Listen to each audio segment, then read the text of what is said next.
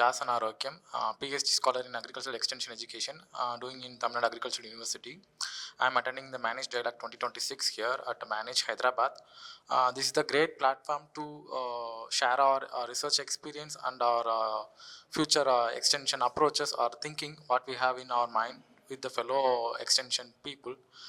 Mostly the participants are from the international and national experts, sharing the ideas and receiving the comments from them regarding the future extension approaches are very currently very relevant and more meaningful to our research areas, especially for my research work in PhD.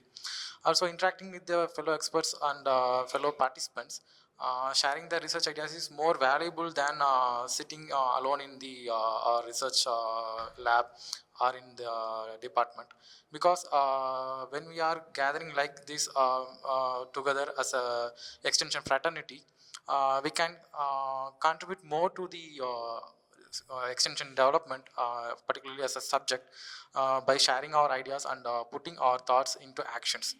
And overall, this managed dialogue helps me to learn something new, which is going to rule in the future in the extension domain. Thanks for the opportunity for Manage and the organizers. Thank you all.